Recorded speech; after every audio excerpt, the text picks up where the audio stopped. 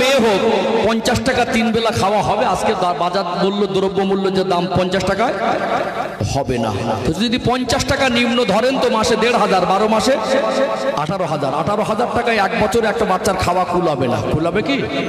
কুলাবে না। কমের উপরে যদি সাদামাটা খাওয়া দেন, গোশ ভাত, মাছ ভাত, ভালো মন্দ, ফল ফ্রুট যদি নাই দেন, দিন আনা দিন খাওয়া শুধু শাকসবজি দিয়ে দেন, তাও 25,000 লাগবে। কত হাজার? বছরে 25,000। তাহলে 20 বছরে 5 লাখ। কত লাখ? ছেলেটা আজকে বড় হয়ে আব্বাকে বলছে, তুমি আমার জন্য কি করেছো? কি বলছে? তুমি আমার জন্য কি করেছো? তোমার ওই বাবা দিন দুপুর পরিশ্রম করে টানা রোদে মাটি কোপানো কাজ, মাটি কাটা কাজ, রাজমিস্ত্রির জোগাড়ে কাজ, অন্যের বাড়ি গিয়ে কাজ করে করে, ভ্যান চালিয়ে চালিয়ে, মানুষের কাছে পরিশ্রম করে করে একটা বাচ্চার পিছনে খুব কমপক্ষে 5 লাখ টাকা 20 বছরে খেয়ে একটা বাচ্চা হজম করে দিয়েছে। আর ভালো মন্দ যদি হিসাব করেন 5 থেকে 7 লাখ টাকা। আর ছেলেগুলো বলে, বাবাকে বলছে, আমার জন্য তুমি কি করেছো? তোমার গায়ের চামড়া ছিল যদি বাবার আর মার জন্য জুতা বানিয়ে দাও, বাবা মার হক আদায় করতে পারবে না। আর সেই বাবা তো তিনি তার জীবনের শেষ নিঃশ্বাস ত্যাগ হবার আগ মুহূর্ত পর্যন্ত সন্তান ভালো থাকুক, এটাই তিনি দেখতে চায়, আর এটাই তিনি কামনা করে। আজকে বাবা বার্ধক্য জীবনে পৌঁছে গেছে, আগের মতো শরীরে আর খাটার মতো বয়স নেই, সেই শক্তি নেই। আজকে মেডিসিন লাগে, ঔষধ লাগে, দমের কষ্ট হয়, কখনো কারোর সুগার হয়ে গেছে, কখনো ওই মানুষটা কোমরে ব্যথা, হাঁটুতে ব্যথা, যন্ত্রণা ছটফট করে। যে সন্তানকে লোকে একটা বাচ্চাকে 20 বছরে তার রোজগার করা 5 লাখ 7 লাখ টাকা খাইয়েছে, সেই বাবা 200 টাকা চাওয়ার অধিকার আছে না নেই? হাগুদার না। ছেলেকে যদি বলে, আব্বা 200 টাকা আমাকে দে না বাবা, ছেলেটা আব্বা বলছে 200 টাকা আমাকে দে না, ছেলেটা এখন মুখ বার করে ঘুরে চলে যায়, টেরা চোখে দেখে। অনেক ছেলে আছে দিতে চায়, অনেক ছেলে আছে দিতে চায়। আমাদের ঘরে কিছু মায়েরা, মেয়েরা, বউ মায়েরা আছে বিষাক্ত সাপের থেকে ভয়ঙ্কর। ছেলে তার বাবাকে টাকা দেবে, মাইক ম্যানকে ডেকে নেন, মাইকরা চলে আসুন, মাইকম্যান আমাদেরকে খেয়াল করুন তো।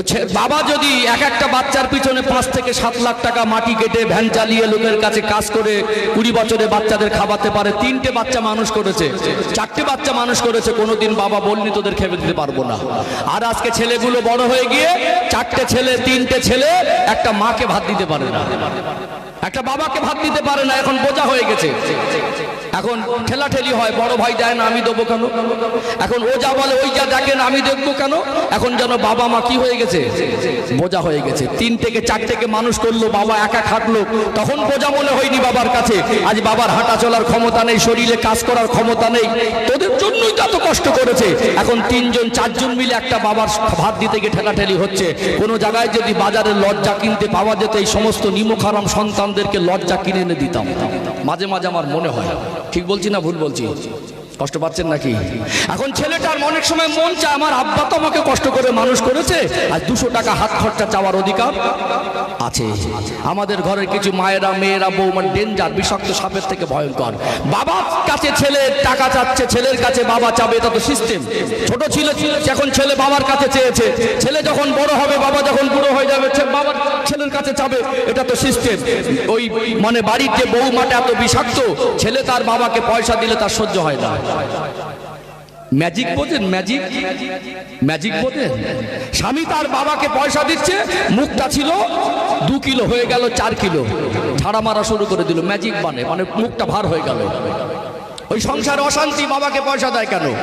ওই তোমার বাপের বাড়ির থেকে যখন লোকজন আসে, জামাই বাড়ি আসে 2000 টাকার বাজার করলে কই তখন তো বুক ফাটে না? ঠিক বললাম না ভুল বললাম? শালি আর ভাইরা ভাই আসলে তখন 3 কিলো গোশত আনলে, মাছ কিনে আনলে, তখন তো কই বুক ফাটে না? আমার বক্তব্য এটা নয়। শ্বশুর বাড়ি গেলে যত্ন করলে তাদেরকে 2000 কেন 20,000 খাওয়ান না? তো বাবা মাকে যদি তার সন্তান লালন পালন করে থাকে, সে যদি বার্ধক্য জীবনে 200 টাকা চায়, আপনি বাধা দেবেন কেন? আমাদের কিছু কিছু ছেলেরা ঝগড়ার ভয়ে একটু অসহায় হয়ে পড়েছে। কি হয়ে পড়েছে? আব্বা তো 200 টাকা চাচ্ছে, যদি আমার স্ত্রীকে না জানিয়ে দেই তো ঝাড়া একটু বেশি মারবে, সংসারে ঝামেলা করবে, মুখ ভার করে রাখবে।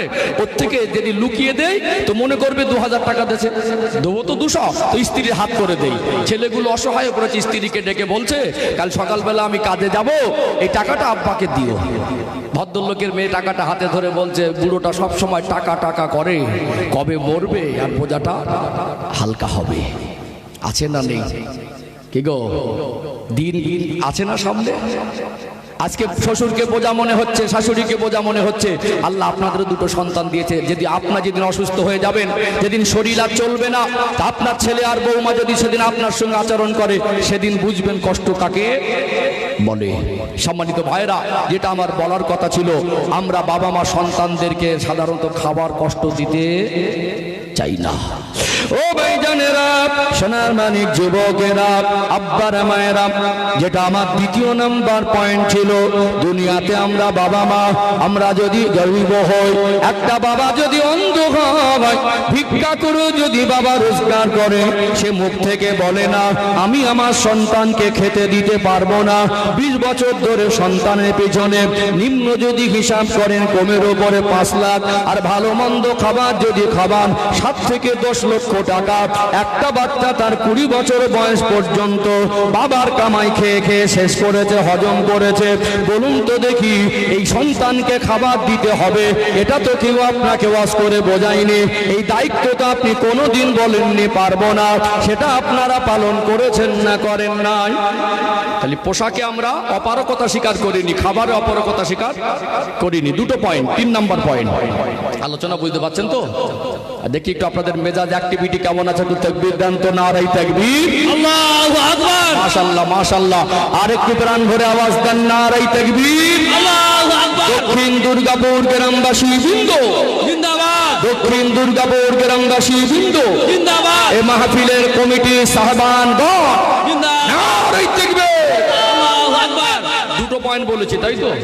খাবার দিতে হয়, পোশাক দিতে হয়, এটা আমাদেরকে বোঝায়নি, আর আমরা কোনোদিন বলিনি পারবো না। দুটো পয়েন্ট বলেছি, 3 নাম্বার পয়েন্ট। 3 নাম্বার, ও ভাইজানেরা, সোনার মানিক যুবকেরা, আব্বারা মায়েরা, তৃতীয় নাম্বার পয়েন্ট, যেমন মানুষের জীবনে পোশাক দরকার, ঠিক মানুষের জীবনে যেমন খাবার দরকার। আল্লাহ দয়াময় আমাদেরকে এমন করেছেন, দেখবেন এই দুনিয়ায় মানুষ কখনো সুস্থ হবে, আল্লাহ দয়াময় তাকে কখন কোন রোগ দেবে এটা আমাদের কারোর জানা নেই। একটা বাচ্চা যদি অসুস্থ হয়, কোনো বাবা মা বলে না তোকে চিকিৎসা করতে পারবো না, বরং অসুস্থ হলে বাবা পেটে ক্ষুধা, কাজ করে বাড়ি ফিরেছে, সন্তানটা কষ্ট পাচ্ছে, টাইমে না খেয়ে বাচ্চাকে ডক্টরখানায় নিয়ে যায়, বাচ্চার জন্য প্রয়োজন হলে জমি বিক্রি করে চিকিৎসা করে। 10 বছর ধরে কষ্ট করে পয়সা জমিয়েছিল, বাচ্চা অসুস্থ হলে ওই জমা করা পয়সাটা চিকিৎসার জন্য ব্যয় করে। বাচ্চা অসুস্থ হলে কাছে যদি পয়সা না থাকে, বিক্রি করার মতো যদি জমিও না থাকে, ওই সন্তানের কষ্ট বাবা মা সহ্য করতে পারে না। একটা সময় দেখা যায় তার বাবা আর মা মানুষের দ্বারে দ্বারে গিয়ে চোখের পানি ফেলে ফেলে ভিক্ষা করে সন্তানের চিকিৎসা করে। বাচ্চা বিনা চিকিৎসায় মারা যাক, এটা বাবা মা মেনে নিতে পারে না। যখন জ্বর হয়েছে, সর্দি হয়েছে, শরীর অসুস্থ হয়েছে, দেরি না করে, কাছে পয়সা ছিল না, এত কষ্ট করেও হয়তো সংসারে অভাব, অন্যের কাছে দেনা করে হলেও সন্তানের চিকিৎসা করেছে না করে নাই? চিকিৎসা করেছে। কোনোদিন বলিনি চিকিৎসা করাতে পারবো না, তাহলে খাবারে বলিনি পারবো না, পোশাকে বলিনি পারবো না, আর চিকিৎসায় বলিনি পারবো না। নিম্ন হিসাব দিলাম, এই তিনটেই তো 20 বছরে 10 লাখ গেছে না, তা যায়নি, গেছে তো? নিম্ন হিসাব দিলাম, এর থেকে বেশি হবে। যারা একটু ভোগ বিলাসে থাকে তাদের আরো বেশি হবে। 4 নাম্বার, কোনোদিনকে আমরা চাই আমাদের ছেলেরা স্কুলে না পড়ুক? চাই না, কোনোদিন বাবাও চায় না, মাও চায় না। অনেক বাবা আছে, একটা সময় অভাব ছিল, সেই সময় খাবার কষ্ট ছিল, স্কুল কলেজ ইউনিভার্সিটিতে যাওয়া স্বপ্নই রয়ে গেল, জীবনে নসিব হলো না, এখনো টিপ দেয়, আছে না নেই? এই কষ্টটা মনের মধ্যে চাপা রেখেছিল, যত কষ্ট হোক আমার সন্তানকে নিরক্ষর রাখবো না। বাচ্চা দুনিয়া আসতো 3টে বছর বয়স হলো, সব স্কুলে ভর্তি করার সময় হয়নি। মার বাবা এত সচেতন, তাকে কোলে করে বসিয়ে তাকে আমরা ইংরাজি পদ্য পড়াইনি? ইংরাজি ছড়া, বাংলা, ABCD, আপনার আতা গাছে তোতা পাখি, হাট্টি মাটি, নামটা মুখস্থ, এগুলো মুখস্থ আছে না নেই? হয়েছে না? আমরা ছোটবেলা 3 বছরের বাচ্চার জন্য আদর্শ লিপি বই কিনে এনে দিয়েছি, বর্ণ পরিচয় বই কিনে এনে দিয়েছি। স্বপ্ন আমার বাচ্চাটা লেখাপড়া শিখে ভালো মানুষ হবে। কোনো বাবা মা চায় না আমার ছেলেটা নিরক্ষর আর মূর্খ থাক, তাকে লেখাপড়া শেখানোর জন্য ভালো প্রাইভেটের মাস্টার দরকার, টিউশনিতে দিয়েছে। সরকারি স্কুলে শিক্ষার মান একেবারে তলানিতে, এই জন্য বেসরকারি স্কুল মিশনগুলো চতুর্দিকে হয়েছে। বাবা মাতে পয়সা খরচা করে হলেও সন্তান যাতে ভালো লেখাপড়া শেখে, সেই জন্য ওই বেসরকারি মিশনে ভর্তি করছে। কি করে না, ইংরাজির মাস্টার আলাদা, অঙ্কের মাস্টার আলাদা, প্রত্যেক বছরে বই কিনে দিলেন, খাতা কিনে দিলেন, ভর্তি ফি দিলেন, হাত খরচা দিলেন, প্রাইভেটের মাস্টারের টাকা দিলেন। আপনার ছেলেটা মাধ্যমিক পাশ করলো, 8 পাশ করে কেউ বললো পড়বো না, আব্বা মা কষ্টে কেঁদে ফেলে, তার জন্য দোয়া করে তাকে কোলের কাছে বসিয়ে কত কাকুতি মিনতি করে বোঝায়, তুই তোর ভবিষ্যৎ ক্ষতি করিস না, ভালো করে লেখাপড়া শেখ। একটা বাচ্চাকে লেখাপড়া শেখাতে হবে। শিক্ষা জাতির মেরুদণ্ড। আপনার সন্তান ডাক্তার হোক, মাস্টার হোক, চাকরিজীবী হোক, এটা আমার কাছে অবশ্যই আনন্দের আর গর্বের। কেননা কোরআনুল কারীমকে আমার আল্লাহ আজ থেকে 1400 বছর আগে আমার রাসূলুল্লাহর উপরে রমাদানুল মুবারক মাসে লাইলাতুল কদরের রাতে জাবালে নূর পর্বতের গুহাতে আমার নবীর উপরে কোরআনুল কারীমের সূরাতুল আলাকের প্রথম 5টা আয়াত আল্লাহ নাজিল করেছিলেন। এই 5টা আয়াতের মধ্যে প্রথম যে শব্দটা দিয়ে মহামানিত আল কোরআন, এই পৃথিবীর জমিনের শ্রেষ্ঠ কিতাব কোরআনুল কারীমকে আল্লাহ নাজিল করেছেন। এই কোরআনুল কারীমকে যে শব্দ দিয়ে আল্লাহ নাজিল করেছেন, ওই শব্দটা হলো ইকরা, অর্থাৎ পড়ো। শিক্ষা জাতির মেরুদণ্ড। শিক্ষা ছাড়া মানুষের জীবন উন্নতি সম্ভব নয়। অবশ্যই ডক্টর মাস্টার করুন, অবশ্যই সন্তান চাকরিজীবী হোক, আপনার ছেলেটা ভালো মানুষ হোক, এতে ইসলামের কোনো আপত্তি নেই। শিক্ষার বিরুদ্ধে আমার বক্তব্য নয়। স্কুলে পড়াতে হবে, সন্তানকে প্রাইভেটে দিতে হবে, স্কুলে ভর্তি করতে হবে, বই খাতা কলম লাগবে। কোনো বাবা মা কি বলেছে দিতে পারবো না? বলেছে কি? তাহলে পোশাক পারলাম, খাবার দিতে পারলাম, বাংলা লেখাপড়া শেখাতে পারলাম, আর তাকে চিকিৎসা দিতে পারলাম। শুধু পারলাম না কোরআনের শিক্ষা দিতে, শুধু পারলাম না নামাজি বানাতে, শুধু পারলাম না দিনদার বানাতে। এটা কি অপারগতা ছিল? কি গো, অপারগতা ছিল? হাট্টি মাটিম যদি মুখস্থ হয় তো সূরা ফাতিহা কেন মুখস্থ হবে না? আতা গাছে তোতা পাখি যদি মুখস্থ হয় তো তাশাহুদটা কেন মুখস্থ হবে না? কথা কি কষ্ট পাচ্ছেন নাকি? এগুলো চলতো, স্কুল হতো। আপনি মা বাচ্চাকে যদি কোলের কাছে নিয়ে সারা দিনের সংসারের কাজ সামলে ক্লান্ত শরীর নিয়ে 10 থেকে 15 মিনিট বসে বসে বাচ্চাকে খাবার সময় কোন দোয়া পড়তে হয়, উজু করার নিয়মটা কি, তাশাহুদটা কি, দরুদ শরীফটা মুখস্থ করাই 1 মাস লাগুক, দরকার আছে না? দোয়া কুনুতটা মুখস্থ করাই, জানাজা নামাজের নিয়তটা মুখস্থ করাই, বাচ্চাকে নামাজের নিয়তগুলো বলে দেই। একটা ছোট ছোট দোয়া যদি 1 মাস করে সময় নিয়ে মা যদি 15টা করে মিনিট বাচ্চার জন্য দিত, ও ডক্টর হলো, নামাজি হতো, মাস্টার হলো, নামাজি হতো। ওর ভিতরে যদি দিনের শিক্ষা এসে যেত, ও যদি কোনোদিন ধনী হতো, অহংকারী হতো না, গরিবের বন্ধু হতো। ও যদি কোনোদিন নেতা হতো, জালেম হতো না, সমাজের সেবক হতো। ও যদি কোনোদিন কোনো সময় সমাজের বিচারক হতো, ঘুষখোর হতো না, ন্যায় বিচারক হতো। ও যদি কোনোদিন মাস্টার হতো, স্কুল থেকে ফিরে আগে নামাজে দাঁড়াতো, তারপরে খেতে বসতো। ঠিক বলছি না ভুল বলছি? অথচ আমরা বাবা মা তাদেরকে এই 4টের বেলা চিকিৎসা, খাবার, পোশাক আর বাংলা শিক্ষা লেখাপড়া, এগুলোর বেলা কোনোটাই বলেনি পারবো না। শুধু পারিনি কি তাকে নামাজে শিক্ষা দিতে। আজকে আফসোস হয়, একটা মানুষ যখন মারা যায় এলাকায় শোকের ছায়া নেমে আসে না?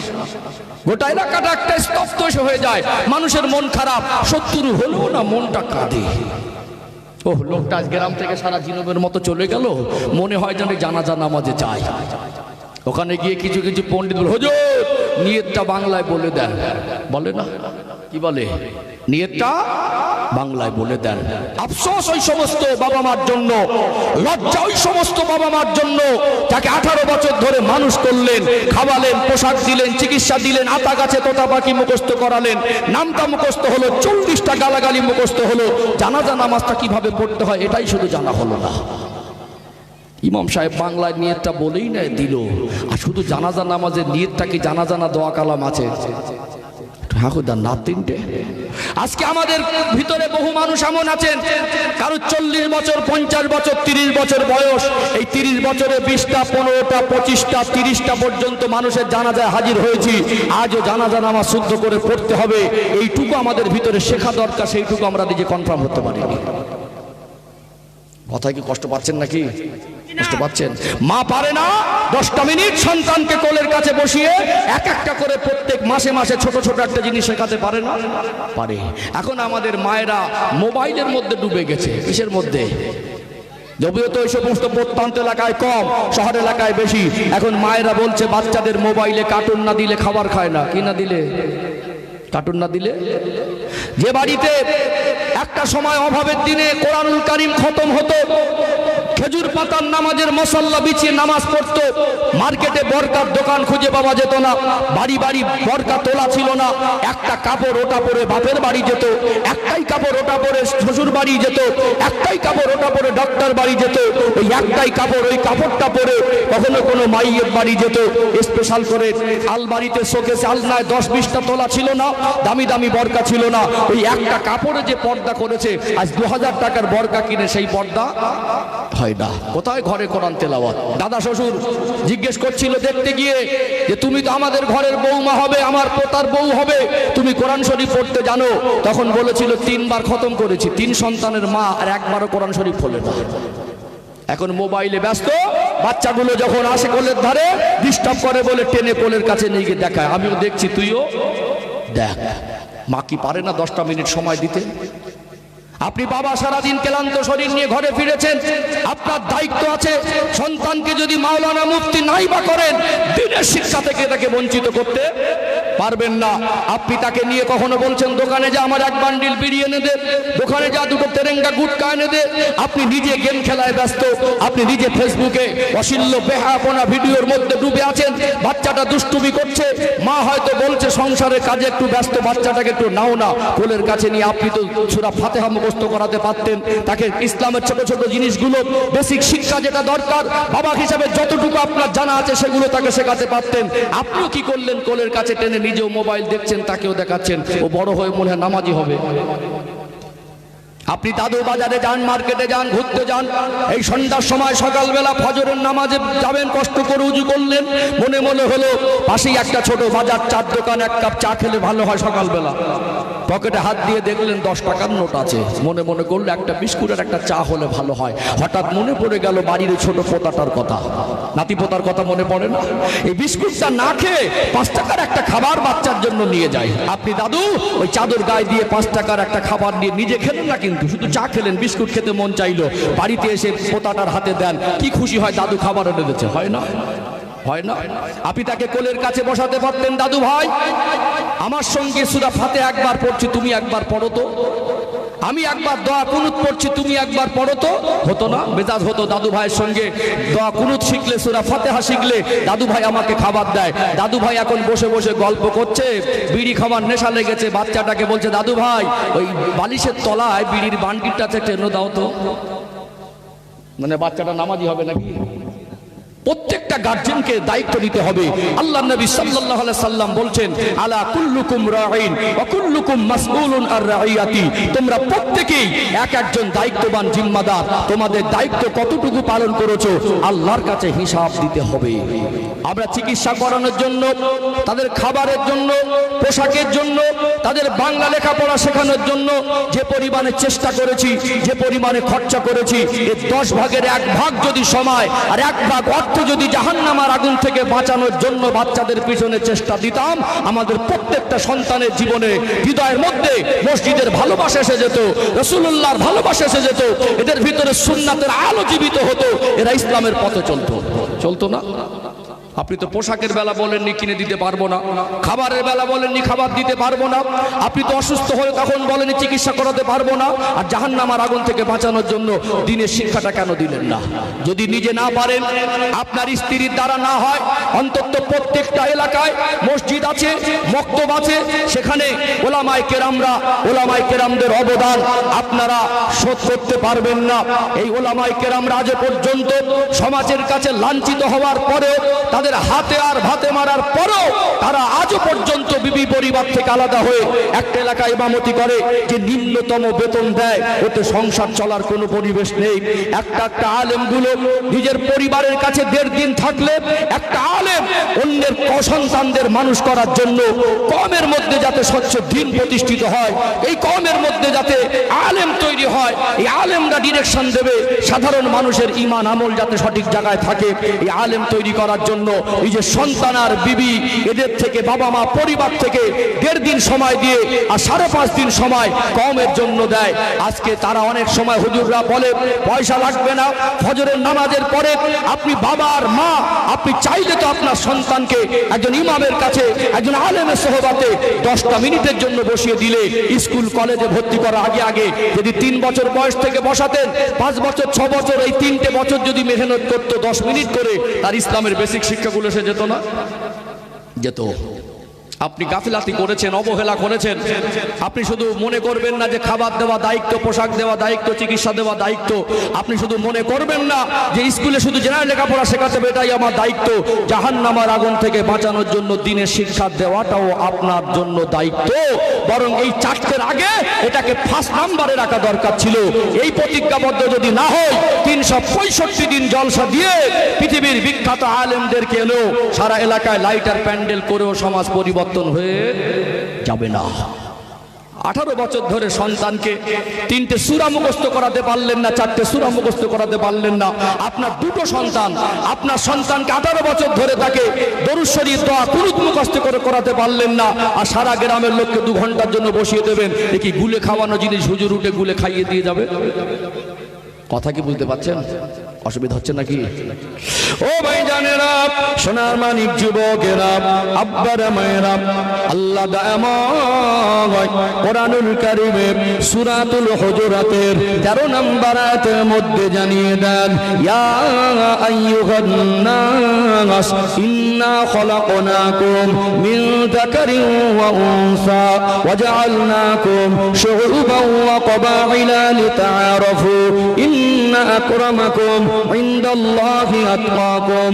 আল্লাহ পাক বলেন, ইয়া আইয়ুহান নাস, হে দুনিয়ার মানব সম্প্রদায়, ইন্না খলাকনাকুম মিন যাকারিন ওয়া উনসা, আমি আল্লাহ তোমাদেরকে এক নারী আর এক পুরুষ হতে তোমাদেরকে সৃষ্টি করেছি। तमाम মনুষ্য জাতির আদি পিতা হলেন আবুল বাশার হযরতে নবী সাইয়্যিদানা আদম আলাইহিস সালাম। तमाम মনুষ্য জাতির আদি মাতা হলেন হযরতে মা হাওয়া। ও ভাইরা, বাবাজিরা, আল্লাহ পাক এটাই বললেন, ইন্না খলাকনাকুম মিন যাকারিন ওয়া উনসা, আমি আল্লাহ তোমাদেরকে এক নারী আর এক পুরুষ হতে সৃষ্টি করেছি। ওয়া জাআলনাকুম শুউবান ওয়া ক্বাবাইলা লিতাআরাফু, তোমাদেরকে বিভিন্ন গোত্রে, বিভিন্ন কবিলায় বিভক্ত করেছি যাতে তোমরা একে অপরে পরিচিত হতে পারো। ইন্না আকরামাকুম ইনদাল্লাহি আতকাকুম, নিশ্চয়ই আমি আল্লাহর কাছে তারা অধিক সম্ভ্রান্ত, যারা পরেশগারিতে অধিক বেশি, আল্লাহর কাছে প্রিয় হওয়ার জন্য, জাহান্নামের আগুন থেকে বাঁচার জন্য, জান্নাত পর্যন্ত পৌঁছাবার জন্য। আমাদের দুনিয়ায় সুন্দর চেহারা না হলেও হবে, সুন্দর গাড়ি আর বাড়ি না হলেও হবে, দুনিয়ায় আল্লাহর কাছে প্রিয় হতে গেলে আমার রাসূলুল্লাহ রেখে যাওয়া নূরানি সুন্নাত তরিকায় আমাদের জীবনটাকে অতিবাহিত করতে হবে। সুন্নাতের আলো আমাদের জীবনে বাস্তবায়ন করতে হবে, আল্লাহর আদেশ আর নিষেধ মেনে চলতে হবে। আমরা বাবা মা যতক্ষণ না পর্যন্ত সন্তানকে জাহান্নামের আগুন থেকে বাঁচানোর জন্য তাদেরকে ইসলামের বেসিক শিক্ষা দেওয়ার দায়িত্ব পারিবারিক ভাবে না নেব, পরিবার থেকে না শেখাবো, যদি আমরা শেখাতে ব্যর্থ হই, অন্তত একজন আলেমের সোহবাতে না বসাবো, সমাজ পরিবর্তন হবে না। আপনার সন্তানের হক ফাঁকি দিলে, আপনার সন্তানকে যদি দিনদার না বানান, দিনের পথে প্রতিষ্ঠিত না হন, ছোট থেকে তার চিন্তায়, তার চেতনায়, তার লেবাসে, তার পোশাকে, তার আদর্শে, তার আখলাকে ছোট থেকে যদি পারিবারিক ভাবে সুন্নাতের শিক্ষাগুলো না দেন, ওই ছেলেটার হক যদি আপনি ফাঁকি দেন, আপনার জীবন যখন বার্ধক্য জীবনে পৌঁছে যাবে, ছোটবেলা আপনি তাকে দিনের শিক্ষা থেকে বঞ্চিত করেছেন, এবারে আপনার পাওনাটা সে বুঝিয়ে দেবে, বার্ধক্য জীবনে সে আপনার হক থেকে বঞ্চিত করবে। কি করবে? আজকে তার হক ফাঁকি দিচ্ছেন, আপনি যখন বুড়ো হয়ে যাবেন, বুড়ি হয়ে যাবেন, এবার সন্তান আপনাকে তার ফলটা বুঝিয়ে দেবে। হুজুর ওয়াজ করে বলছে বাবাকে ভাত দিতে হবে, সারা রাত জলসা শুনে সকালবেলা ঝগড়া করে মাকে গালি দিয়ে তারপরে ঘুমাচ্ছে। আছে না নেই? হ্যাঁ দেন না, আছে না? আপনি তার হক ফাঁকি দিয়েছেন। তার চেহারা সুন্দর যদি না হতো, তার ভিতরে আদর্শ যদি সুন্নাতের আদর্শ হতো, তার ভিতরে যদি ইসলামের আলো থাকতো, ইসলামিক আদর্শ বাস্তবায়ন করে দিতেন, জলসা দিয়ে হুজুর যদি নাও বলতো, আপনার খেদমতটা করতো। তাকে ওয়াজ করে বলতে হবে না, শ্বশুর শাশুড়িকে দেখো, ভালো মেয়েকে মানুষ করলে ওই ঘরে গেলে আল্লাহর রহমত হবে। আর মেয়েটাকে শুধু খাইয়েছেন, পোশাক দিয়েছেন, চিকিৎসা দিয়েছেন, তাকে দিনের শিক্ষা দেননি, মায়ের থেকে, পরিবার থেকে আদর্শ শিক্ষা পায়নি, আল্লাহর ভয় ভীতি বোঝে না। যে বাড়িতে যাবে এমন আগুন লেগে যাচ্ছে, পানি পড়া দিয়ে নদীর পানি ঢেলে দিয়েও ঘর ঠান্ডা হয় না। এসি চলছে কিন্তু ঘরের মধ্যে ঝগড়ায় গরম। বাবা মার ব্যর্থতা, বাবা মার দায়িত্বহীনতার ফল। এখানে যারা এসেছেন, আল্লাহ সোনার মানিক ফুটফুটে বাচ্চা দেন। যদি চেষ্টা করেন, একটাকে যদি মুফতি করেন, তো একটাকে ডক্টর করুন, একটাকে মাস্টার করুন, সব সন্তানকে হাফেজ আলেম করতে হবে না। একান্ত যদি আপনার মন চায় যে হাফেজ আলেম করব না, যদি মাদ্রাসায় নাও দেন, ডক্টর মাস্টার হোক, উকিল ব্যারিস্টার হোক, বড় বিজনেসম্যান হোক, তার ভিতরে দিনের শিক্ষা থেকে বঞ্চিত করা যাবে না। এটা প্রতিজ্ঞাবদ্ধ হতে হবে। এখানে সহজ করে বোঝানোর জন্য 4টে পয়েন্ট তুলে ধরেছি। এই 4টে যদি পারি তো এটাও কি পারবো কি পারবো না, হিসাব কি বলে পারবো। এখানে আজকে মজলিস থেকে, দক্ষিণ দুর্গাপুরের মাহফিল থেকে যত মানুষ আমার সামনে, ডাইনে বামে পিছনে আছেন, এই প্রতিজ্ঞাবদ্ধ নিয়ে এবছর এই সবকটা নিয়ে উঠে যাব। আমাদের সন্তানকে আমরা নামাজি বানাবো, এই প্রতিজ্ঞাবদ্ধ হব ইনশাআল্লাহ। আমাদের সন্তানকে আমি হাত ধরে মসজিদে নিয়ে যাব। আমার সন্তানকে আমি 10টা মিনিট সময় পেলে দিনের কথা শোনাবো। ছোট থেকে যদি বাবা মা পারিবারিকভাবে তার ভিতরে শিক্ষা না দেয়, বড় হয়ে তার জন্য পরিবর্তন করাটা অনেক গুণ বেশি কঠিন হয়ে যায়। আজ যদি সন্তানের হক আদায় না করেন, ওই সন্তান যদি মদখোর হয়, ওই সন্তানের দ্বারা দুনিয়ায় আপনি কষ্ট পাবেন, সন্তানের দ্বারা দুনিয়ায় অপমান আর অপদস্থ হবেন। ছেলে যদি মদখোর হয়, ও শুধু মদখোর হলো না, আপনি মদখোরের বাবা হলেন। কেউ যদি চোর হয়, তো তখন ওই ছেলেটাকে বললো চুরি করেছে। এক নামের অনেক গ্রামে 2জন 3জন থাকে না? কেউ হয়তো বললো অমুক নামের লোকটা চুরি করেছে, ধরা পড়েছে, তাকে বেঁধে রেখেছে। অমুক মানে কার ছেলে? বুঝতে পারছেন না? ছেলে যদি চোর হয়, তো এই চুরি করার জন্য আপনি চোরের বাবা হলেন। ছেলে যদি মদখোর হয়, তো মদখোরের বাবা আর মা হলেন। ছেলে যদি নামাজি, দিনদার, পরেশগার, সৎ হয়, নেক হয়, এর কারণে অনেক সন্তানের কারণে বাবা মা সম্মান উঁচু হয়, আর অনেক সন্তানের কারণে সমাজের কাছে বাবা মা লাঞ্ছিত হয়। কি হয়? লাঞ্ছিত হয়। সম্মানিত ভাইরা, এই জন্য আমাদেরকে দিনের শিক্ষার জন্য আমাদের সন্তানদেরকে আমরা যদি না শেখাই, এর ফলাফল ছোটবেলায় তাদের হক আমরা বঞ্চিত করব, ওরা বড় হয়ে আমাদের হক বঞ্চিত করবে। যে সন্তান আমাদের সম্মানিত করার দরকার ছিল, আমাদের তার কথার দ্বারা, কর্মের দ্বারা, তার সমাজে অবদানের দ্বারা, তার জন্য আমাদের সম্মান বাড়া দরকার ছিল, অপমান হতে হবে। এমনকি একটা মানুষ বিছানায় যখন সাকরাতুল মউতের কষ্ট পায়, সন্তান যদি নেককার না হয়, বাবা মাকে শান্তিতে মরতেও দেয় না। কি দেয় না? মরতেও দেয় না। কথাটা একটু বেঁকা লেগেছে, তাই তো? সোজা করে দেই। কথাটা একটু বেঁকা লেগেছে, সোজা করে দেই। কি করে দেই? শান্তিতে আবার মরতে দেয় না। একটা বাবা যখন অসুস্থ ছিল, দীর্ঘদিন কষ্ট পাচ্ছিল, যখন খেতে পারতো তখন কেউ খাবার দেয়নি। যখন একেবারে মুমূর্ষু অবস্থা, খাওয়া উঠে গেছে, তখন আর শরীরে বেঁচে থাকার অবস্থা নেই, এত শরীরের শারীরিক অবস্থার অবনতি হয়েছে। এখন ছেলে, বৌমা, নাতি, পোতা সব এসে মাথার ধারে দই, রসগোল্লা, ফল ফ্রুট এনে সব মায়া কান্না কাঁদছে, আমাকে অনেক ভালোবাসতো। যখন খেতে পারতো তখন ঠেলাঠেলি হতো। আর এখন খাবার মতো শক্তি নেই, মাথার ধারে সব ফল ফ্রুট খাবার শুরু করে মায়া দেখাচ্ছে। মুমূর্ষ ব্যক্তিকে কলেমা শরীফের তালকিন দিতে হবে। পাশেই মুফতি সাহেব আছে, জিজ্ঞাসা করে নেবেন। তালকিনের অর্থ প্রেশার ক্রিয়েট করে জোর করে পড়ানো নয়, তাকে কলেমা শরীফটা শোনাতে হবে। কি শোনাতে হবে? কারণ একটা মানুষ হয়তো সাকরাতুল মউতের কষ্ট পাচ্ছে, ওই সময় মানুষটা হয়তো 3 মিনিট বা 1.5 মিনিট হায়াত আছে, আল্লাহই ভালো জানে, তার কথা বলার বাকশক্তি হারিয়ে ফেলেছে। ওই যতক্ষণ 1.5 মিনিট বা 3 মিনিট বা 2 মিনিট হায়াতে আছে, জীবনে আর কথা বলার শক্তি তার শরীরে পাবে না। ওখানে জোর করে কলেমা পড়াতে চাইলেও তো আমরা পড়িয়ে দিতে পারবো না। তাকে শোনাবেন। ওই অসুস্থ অবস্থায় সাকরাতুল মউতের কষ্টের মধ্যে তার স্মৃতিতে কলেমাটা স্মরণ করিয়ে দেওয়া। কথা বলার শক্তি যদি না থাকে, ওটা শোনার পরে হৃদয় থেকে যদি সমর্থন করে, ওটাও রবের কাছে কলেমা পড়ার মধ্যে শামিল হবে। অথচ আমরা মাথায় তখন কান্নাকাটির আওয়াজ তুলে দেই, কান্নার সুর কানে চলে আসে, সব লাইন দিয়ে গালে পানি দেয়। কি দেয়? একটা মেয়ে বলছে, আমার হাতের পানিটা খেয়ে তারপরে আমার আব্বা মরেছে। অবশ্যই তাকে খাওয়ার মতো পরিস্থিতি, যেটা খাওয়ানো খাওয়াবেন, কিন্তু আমরা কি করি? যে সময় মানুষটা কষ্ট পাচ্ছে, তাকে লাইন দিয়ে সব গালে পানি দেই। বাবা মারা গেল, 1 সপ্তাহ বাপের বাড়ি ছিল, 1 ওয়াক্ত নামাজ পড়িনি। বাবা মারা গেল, জানাজা নামাজটা হলো ফরজে কিফায়া। সন্তান 5 ওয়াক্ত নামাজে 1 ওয়াক্ত নামাজ পড়িনি।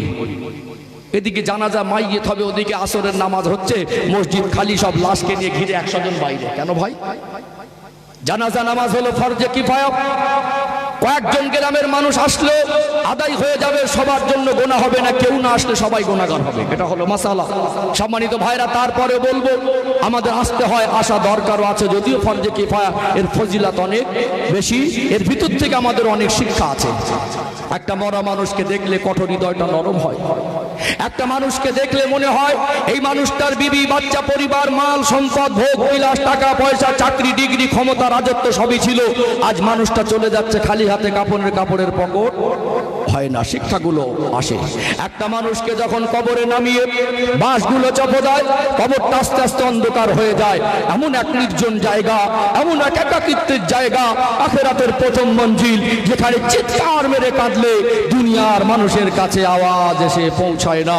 মনে হবে একটা দিন আমারও আছে, আল্লাহর কথা স্মরণ হয়, কবরের কথা স্মরণ হয়, আযাবে জাহান্নামের কথা স্মরণ হয়, হৃদয়টা নরম হয়। এই জন্য আমাদের আখিরাতের কথা স্মরণ করিয়ে দেয় একটা মাইয়িত। কথা ঠিক না বেটি?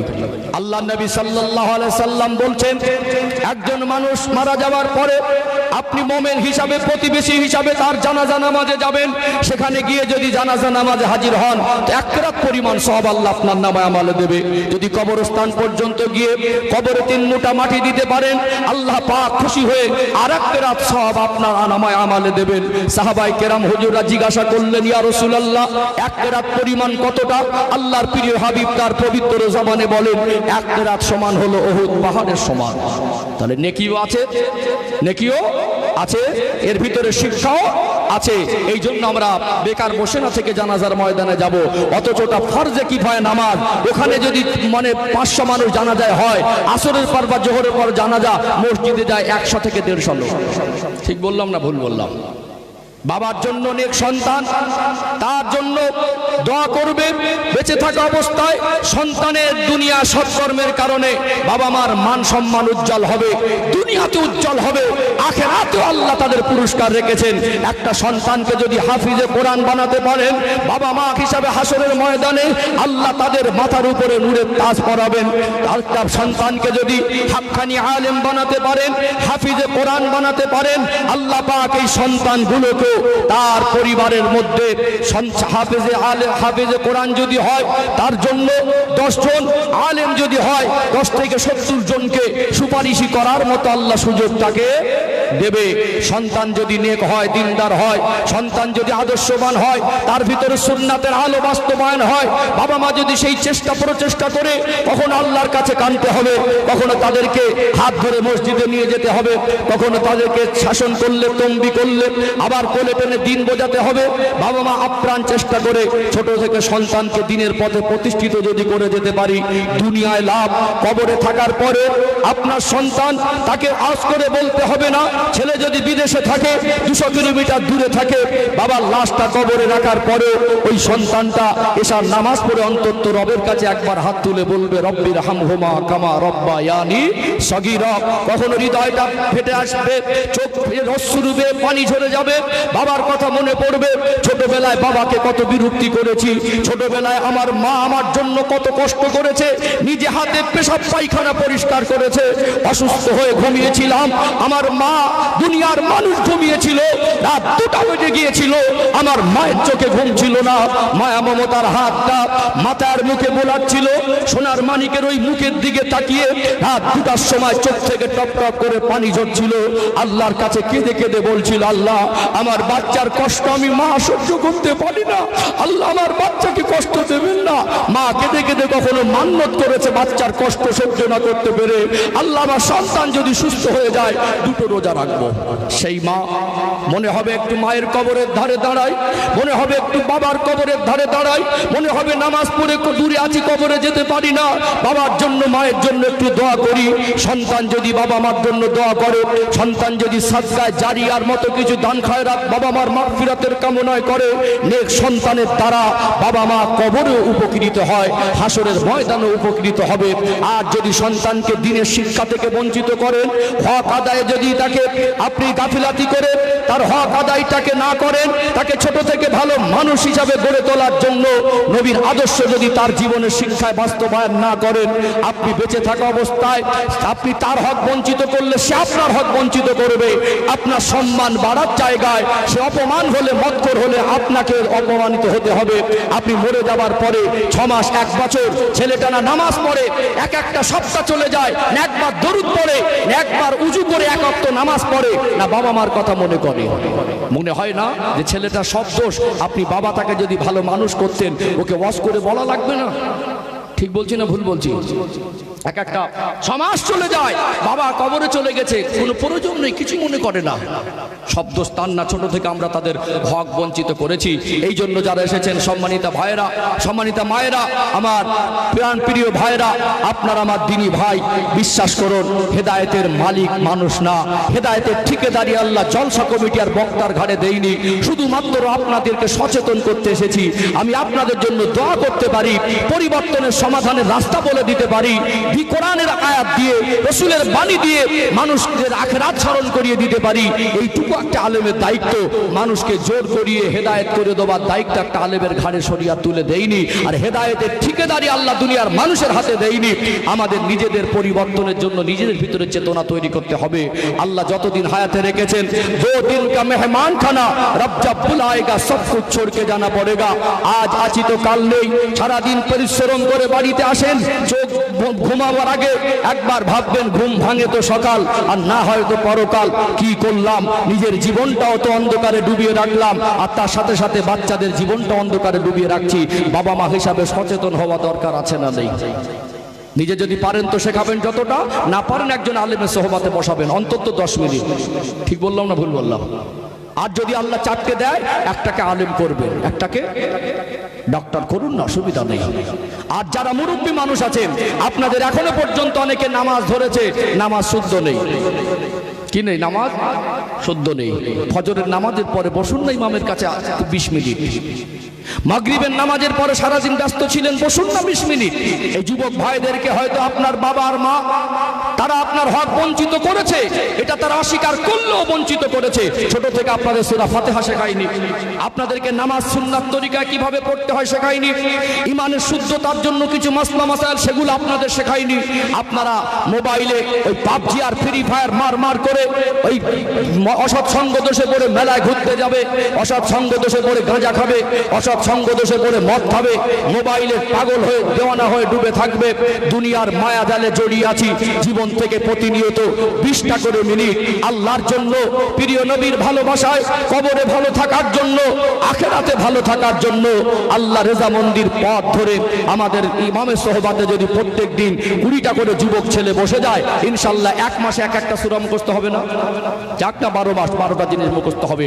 সংসার চললো, পরিবার চললো, ব্যবসা চললো, কাজ কারবার রাস্তাঘাট চললো, আপনার তো নিজের কাছে লজ্জিত হওয়া দরকার।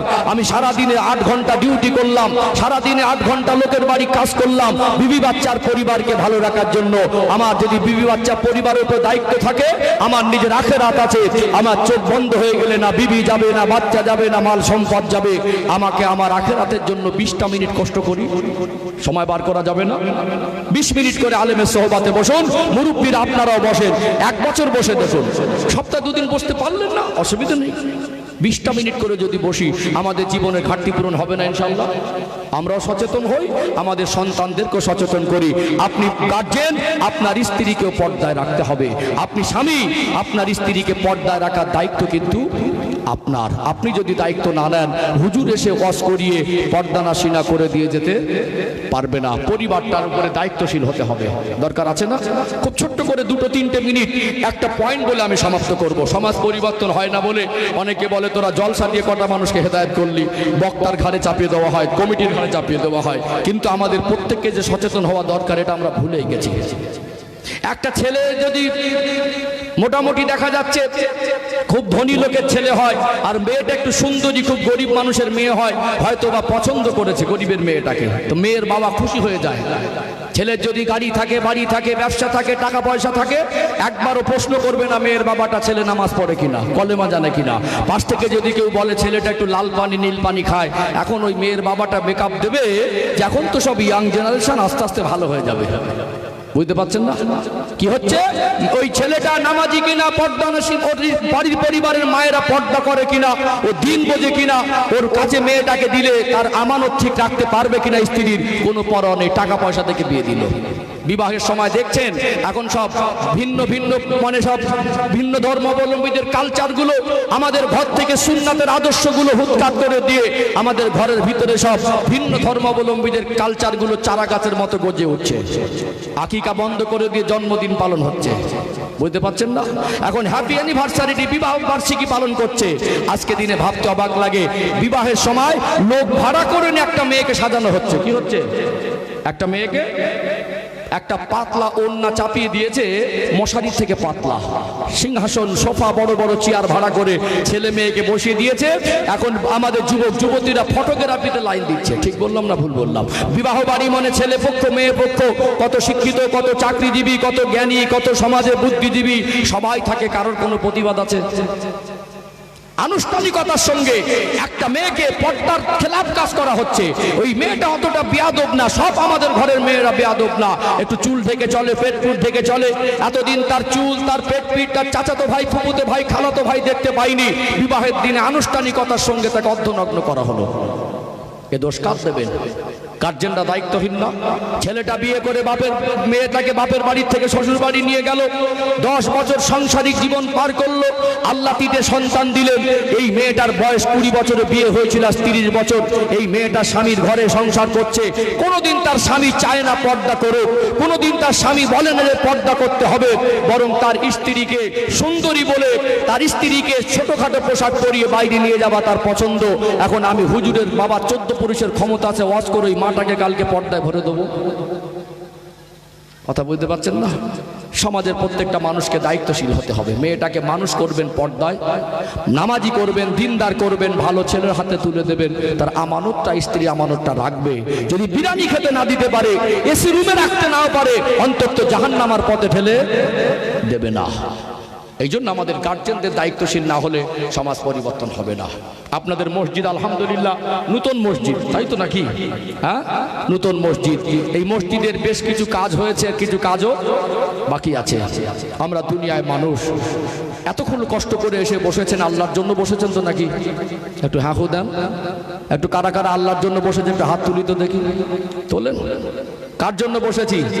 তাকবীর দেন তো, নারে তাকবীর।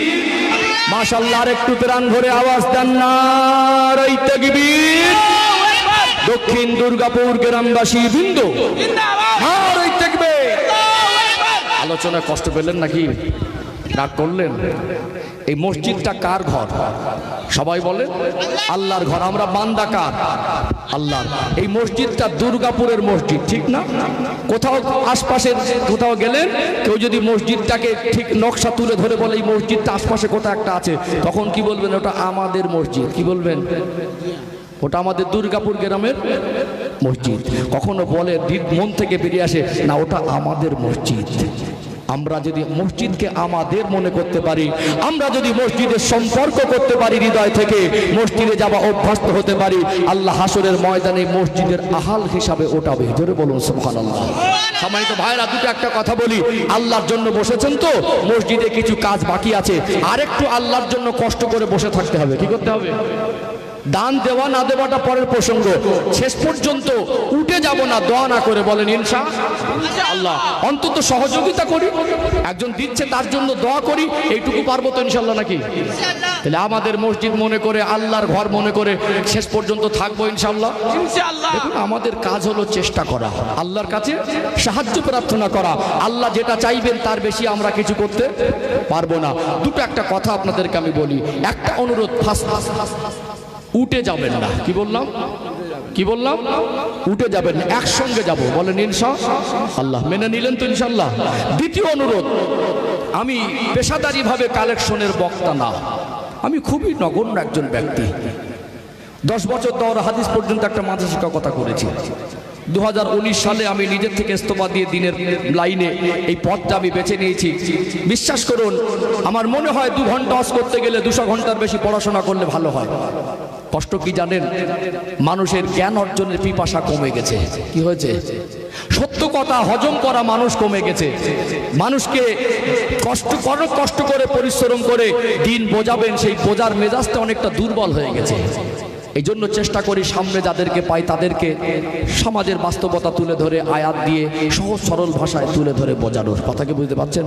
আমি চেষ্টা করি, আজও পর্যন্ত নিজেকে বক্তা বলে মনে করতে পারিনি, খুবই অযোগ্য নগণ্য। আমি পেশাদারিভাবে কোনো নাম করা, চাঁদা কালেকশন করা বক্তা না। কখনো কোনো পরিস্থিতিতে আল্লাহর কাছে সাহায্য নিয়ে একটু বলি, আল্লাহর কাছে আজকে আল্লাহর ঘরের জন্যই আমরা কিছু চেষ্টা করব। কি করব আমরা সবাই? বাকিটা আল্লাহ যেটা ভালো চাইবেন আল্লাহর ঘরের জন্য সেটাই হবে ইনশাআল্লাহ। দুটো একটা কথা একটু বলে নেই, খুব মন দিয়ে শুনবেন। আমরা মানুষ, যারা পুরুষ মানুষ, আমাদের অধিকাংশ পুরুষ মানুষের জীবনে ইনকাম করতে হয়। কি করতে হয়? কিছু না কিছু করতে হয়। আমরা জীবনে যা রোজগার করেছি, করছি আর করব, আমাদের কবরের সাথে করে টাকা পয়সা নিয়ে যাওয়ার কোনো সুযোগ নেই। যা জীবনে রোজগার করি, কিছু একটা অংশ আল্লাহর রাস্তায় ব্যয় করা দরকার আছে না নেই? ভালো করে খেয়াল করুন। বিবির জন্য, বাপ মার জন্য, পরিবারের জন্য খরচা করলাম, নিজের সুখ শান্তি ভোগ বিলাসের জন্য ঘর বাড়ি বানালাম, সন্তানের ভবিষ্যৎ ভালো হোক সেই জন্য অনেক টাকা পয়সা গচ্ছিত করলাম। এগুলো যদি আমার বিবি হয়, আমার বাবা মা হয়, আমার পরিবার হয়, আমার সন্তান হয়, আমার আপনার আখেরাত আছে না নেই? একটু হাঁকু দেন। আখেরাত, তাহলে সেই আখেরাতের জন্য কিছু একটা অংশ আল্লাহর রাস্তায় ব্যয় করা দরকার আছে না নেই?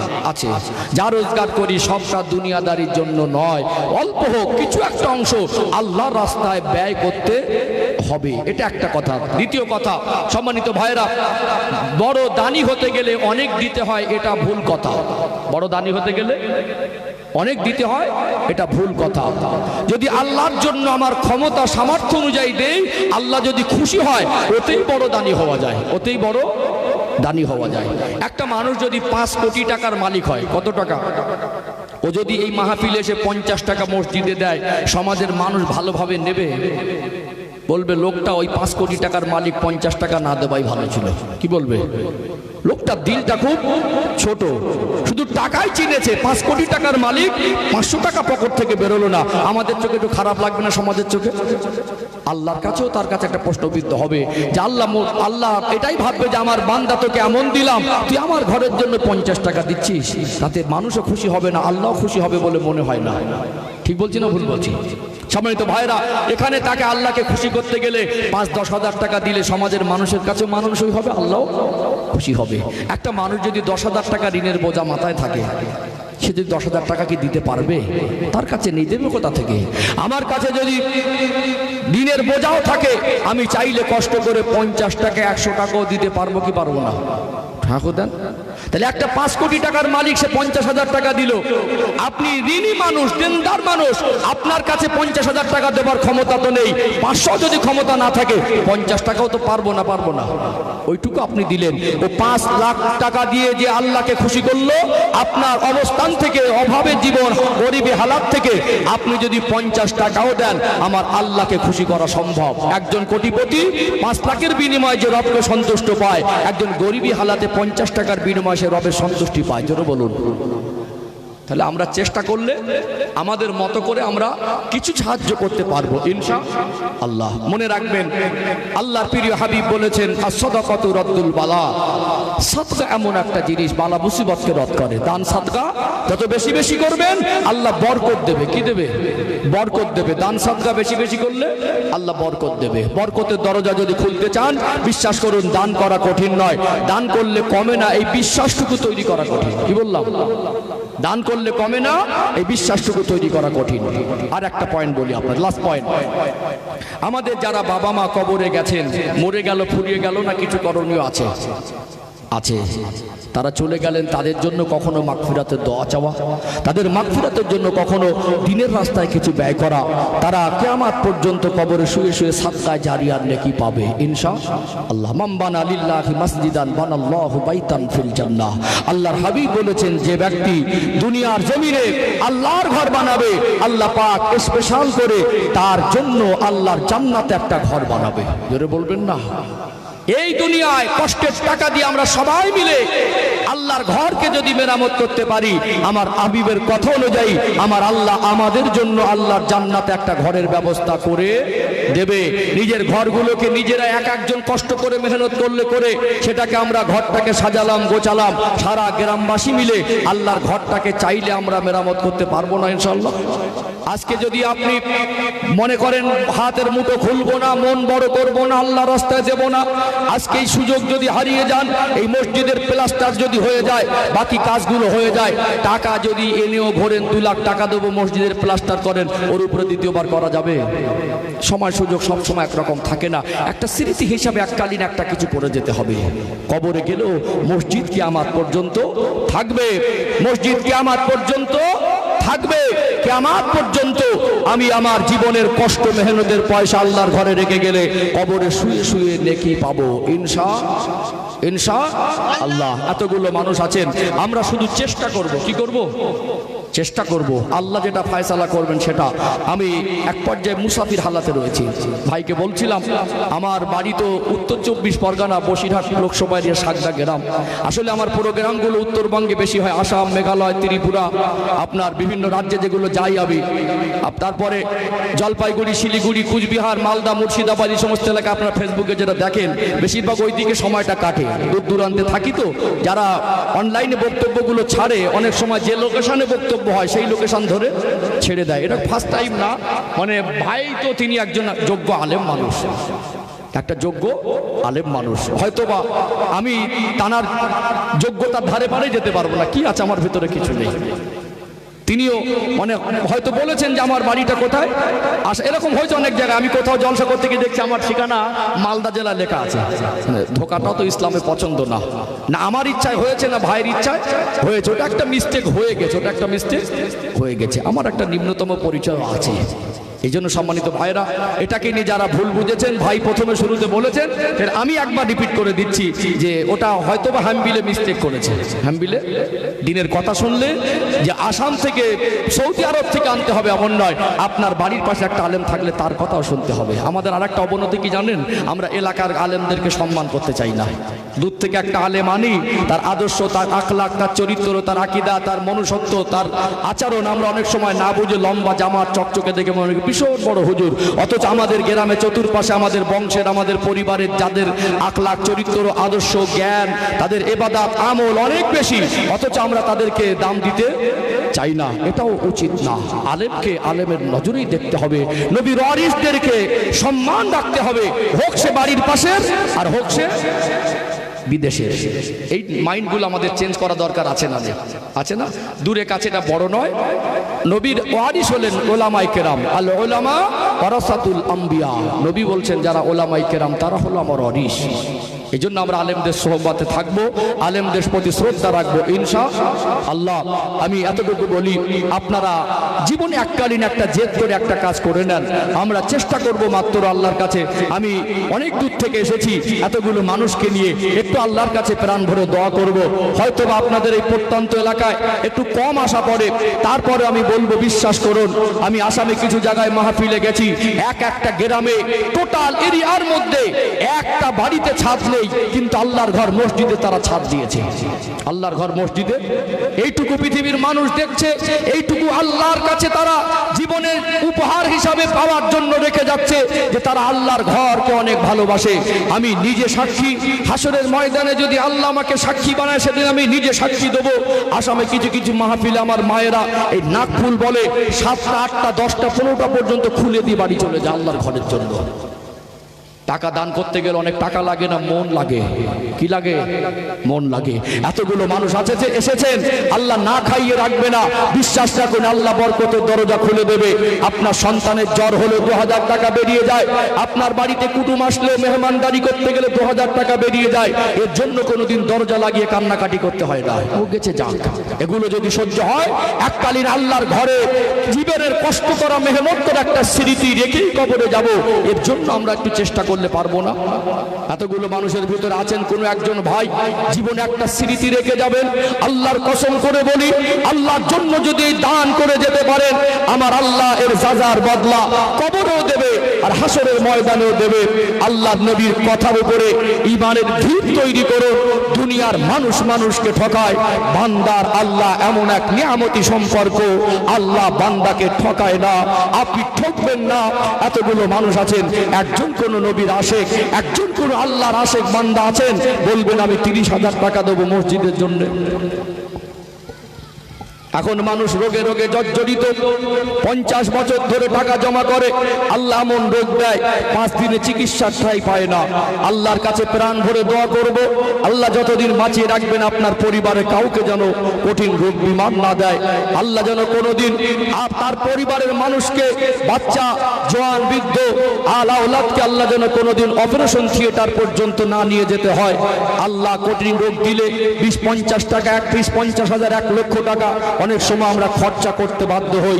এমন কোন এইখানে ইতিহাস তৈরি হবে, দক্ষিণ দুর্গাপুরের মানুষ ইতিহাস তৈরি করবেন, আপনার পরের প্রজন্ম তারাও জানবে এই গ্রামে এমন এক মানুষ ছিল, এই গ্রামে এমন কিছু মানুষ ছিল, তারা আল্লাহকে এত ভালোবাসতো, রাসূলকে এত ভালোবাসতো, নিজের ঘর বাড়ি পরিবার দেখেও নিজের ঘরটা পাকা হওয়ার আগে মসজিদকে মেরামত করার জন্য আল্লাহর ঘরকে ভালোবেসে তার জীবনে 30,000 টাকার একটা স্মৃতি রেখে গেছে।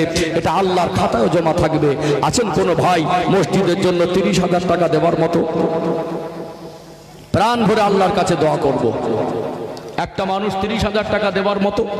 ব্যবসা করেন, জমি জায়গা আছে, চাষবাস করেন, ছেলে মেয়ে বড় হয়েছে, আল্লাহর কাছে দোয়া করবো আল্লাহ যেন জীবনে অর্থের অভাব না দেয়, কারোর কাছে যেন হাত পাততে না হয়।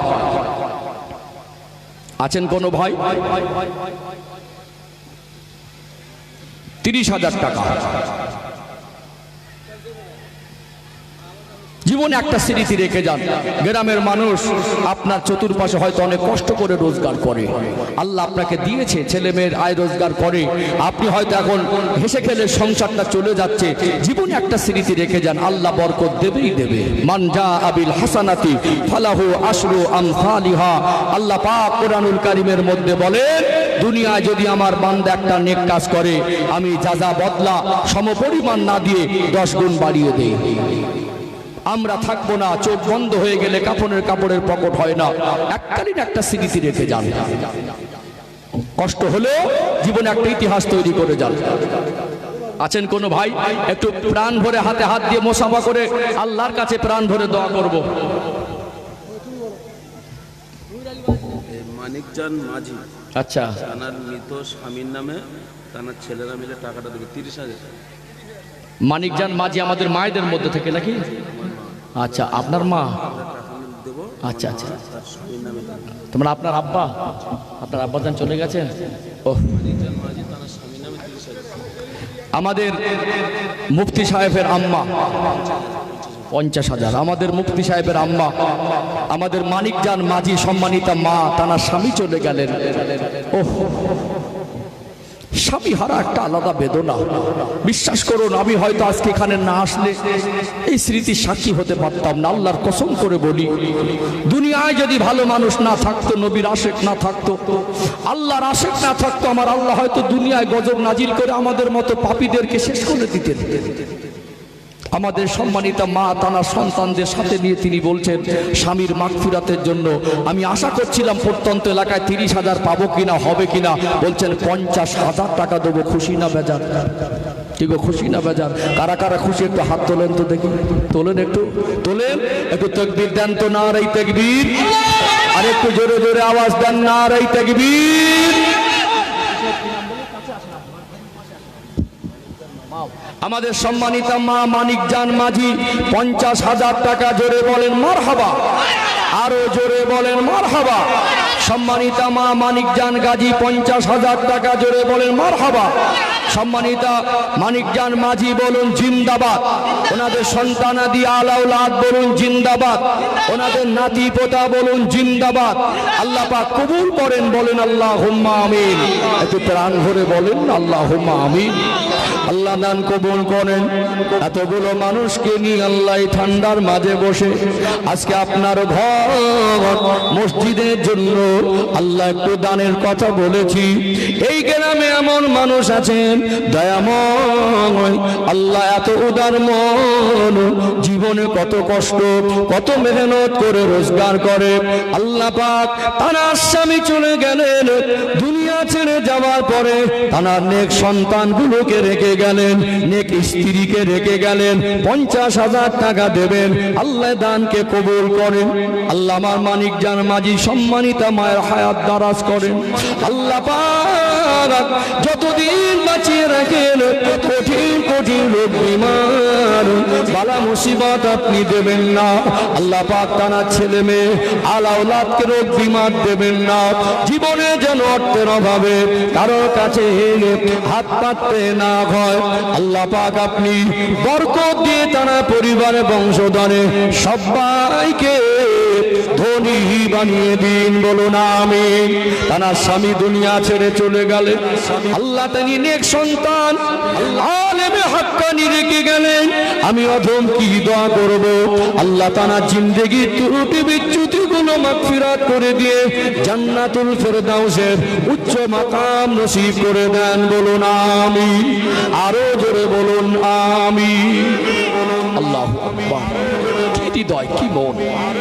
আল্লাহ যেন কিয়ামত পর্যন্ত অভাব না দেয়।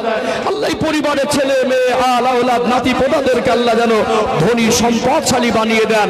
আল্লাহ যেন এদেরকে এক একটাকে বংশের আলো, আল্লাহ দক্ষিণ 24 পরগনা একেবারে প্রত্যন্ত এলাকা এই সুন্দরবন আল্লাহ এই এলাকার যেন বিখ্যাত বানিয়ে দেন, বলেন আল্লাহুম্মা আমিন।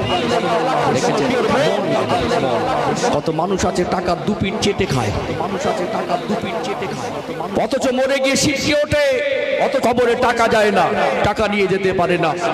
বিশ্বাস করুন, সব অহংকার একদিন শেষ হয়ে যাবে, সব অহংকার। তখন আফসোস হবে কি করে এসেছি। আল্লাহ এই এলাকা রহমত বর্ষণ করেন। আল্লাহ আমাদের এই পরিবারে, আমার ভাইদের এই পরিবারে আল্লাহ রহমত ও বরকত নাজির করে দেন, বলেন আল্লাহুম্মা আমিন। আছেন কোনো ভাই 30,000 টাকা দেবার মতো? আল্লাহর ঘর, বিশ্বাস রাখুন।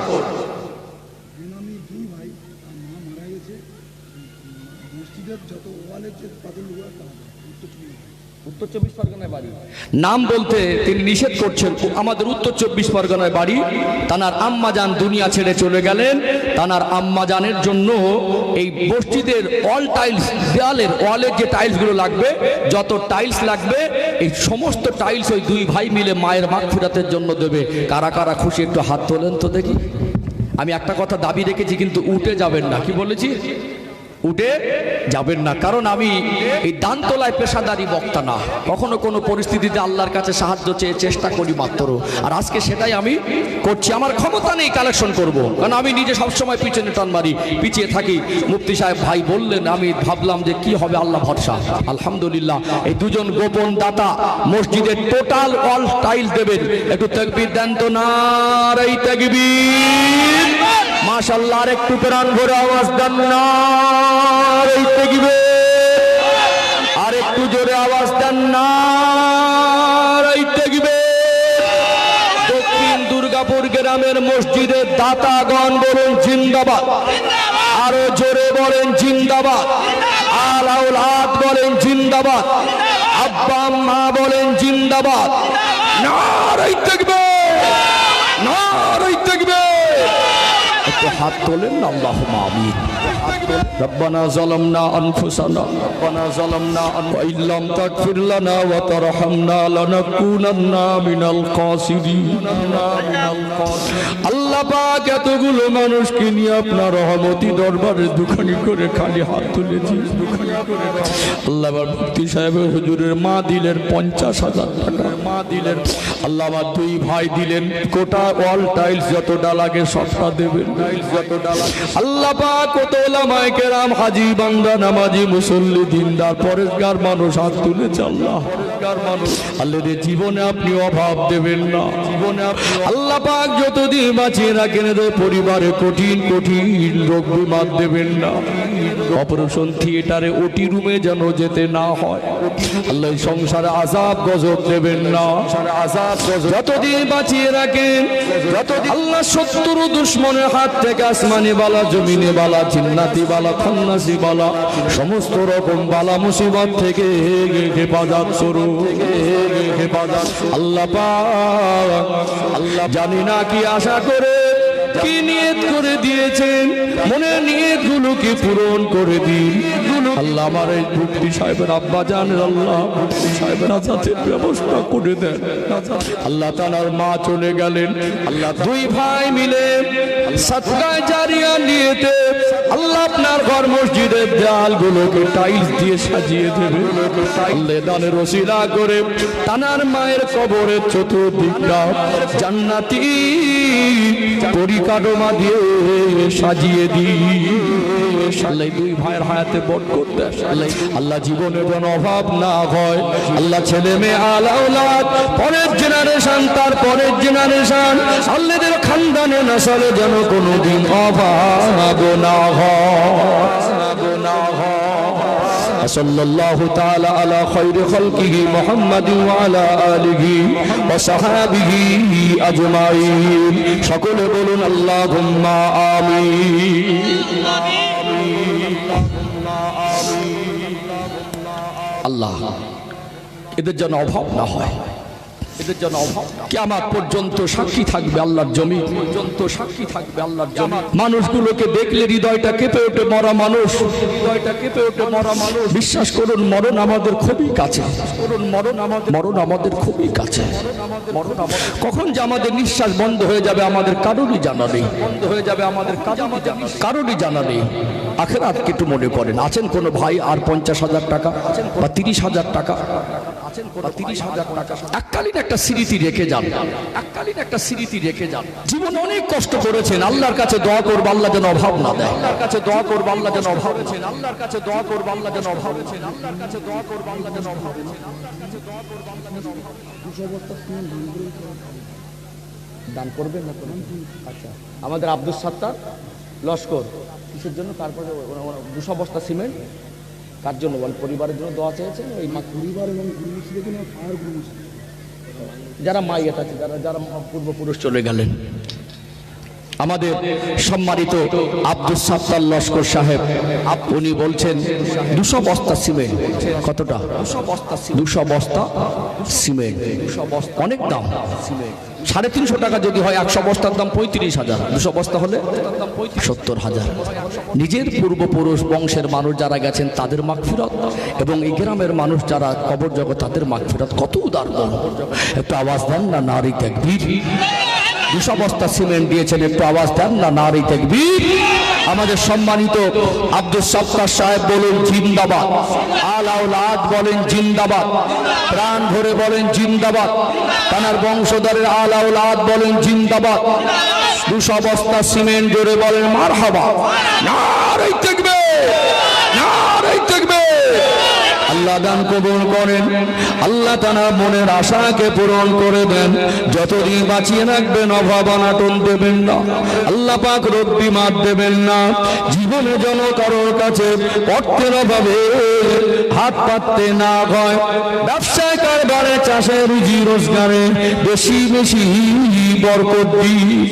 আল্লাহ পাক তাআলার মনটা বড় দান, আব্বা জানের কথা মনে করে, মায়ের কথা মনে করে, আত্মীয় স্বজন পূর্বপুরুষের কথা মনে করে, এই গ্রামের কত গুরুজন চলে গেলেন তাদের কথা মনে করে, আল্লাহ দানের সওয়াব এই গ্রামবাসী যারা কবর জগতে গেছেন, তার বংশের মানুষ যারা ঊর্ধ্বতন পূর্বপুরুষ কবর জগতে গেছেন, আল্লাহ তাদের প্রত্যেকে রুহে রুহে পৌঁছে দিন, তাদের কবরগুলোকে জান্নাতের বাগান করে দিন।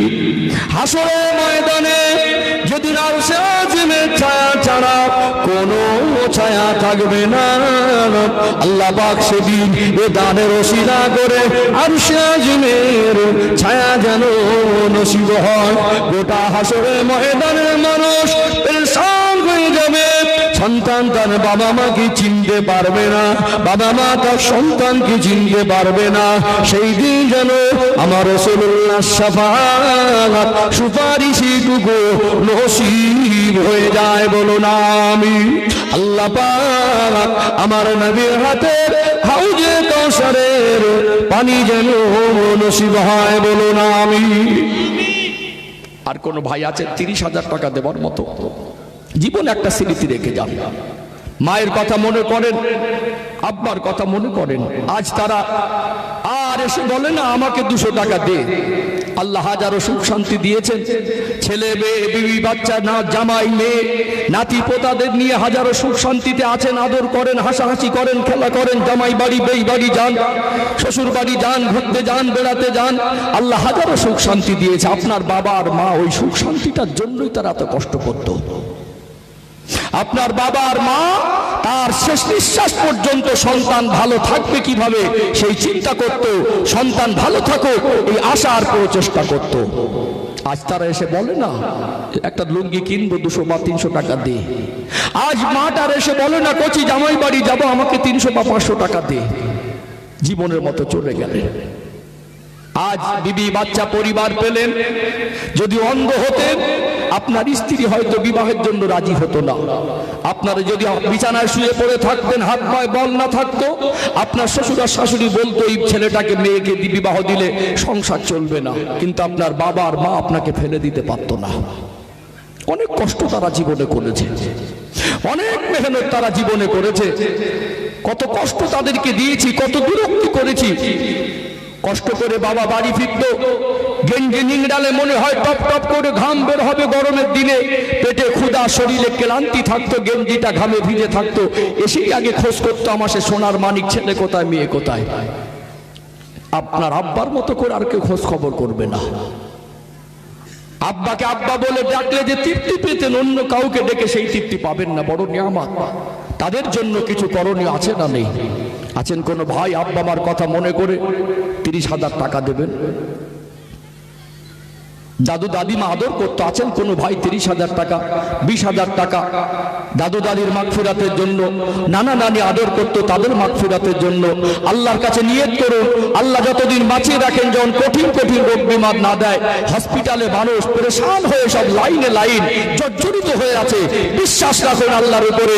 নবীর কথা, দান সদকা এমন এক জিনিস, বালা মুসিবতকে, বিপদ আপদ থেকে, রোগ বিমার থেকে আল্লাহ হেফাজত করবেন।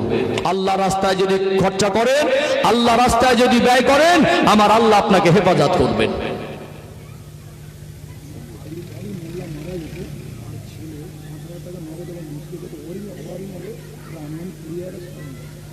আমাদের আইয়ুব আলী মোল্লার ছেলে নাকি? আইয়ুব আলী ও পুত্রগণ, উনি বেঁচে আছেন আইয়ুব আলী সাহেব? আমাদের মরহুম আইয়ুব আলী সাহেব তিনি গত হয়েছেন, ইন্তেকাল করেছেন। তার সন্তানরা নগদ 5,000 টাকা দিচ্ছেন, আর মসজিদের ওয়ারিং এর যে খরচা অ্যাপ্রক্স যদি 20,000 টাকাও হয় সেটাও দেবে। আজ মরহুম আইয়ুব আলী সাহেব থাকলে তিনি হয়তো কতটা খুশি হতেন, নিজেকে নিয়ে গর্ববোধ করতেন। আজ দক্ষিণ দুর্গাপুর গ্রামে তিনি নিজেকে হয়তো স্টেজের পাশে বা প্যান্ডেলে বসে নিজের বুকটা বড় হতো আর মনে করতো আমার ছেলেগুলোকে যোগ্য ছেলে হিসাবে রেখে যাচ্ছি, আমার ছেলেগুলো আজকে দান করছে। বিশ্বাস করুন তিনি হয়তো আমাদের মাঝে নেই, কিন্তু তানার সন্তানগুলো আজকে প্রমাণ করে দিয়েছেন যোগ্য বাবার যোগ্য সন্তান। তানারা বাবার মাগফিরাতের জন্য ওই 20,000 প্লাস যদি কম বেশি হয় সেটাও দেবে, আর নগদে 5,000 টাকা দিলেন। খুশি মনে একটু তাকবীর দেন তো, নারায়ে তাকবীর। সবাই মিলে একটু জোরে জোরে আওয়াজ দেন, নারায়ে তাকবীর, নারায়ে তাকবীর। আমাদের মরহুম আইয়ুব আলী সাহেবের সন্তানগণ বলুন জিন্দাবাদ, ওনাদের আলাউল হাত বলুন জিন্দাবাদ। ওয়ারিং এর খরচা নগদ 5,000, জোরে বলে মারহাবা, নারায়ে তাকবীর। দক্ষিণ দুর্গাপুর গ্রামবাসী বৃন্দ, দক্ষিণ দুর্গাপুর গ্রামবাসী বৃন্দ, দক্ষিণ দুর্গাপুর গ্রামের মাহফিলের কমিটির সাহেবানগণ, দক্ষিণ দুর্গাপুর জামে মসজিদ, দক্ষিণ দুর্গাপুর আল আকসা জামে মসজিদ, দক্ষিণ দুর্গাপুর গ্রামের মসজিদের দাতাগণ,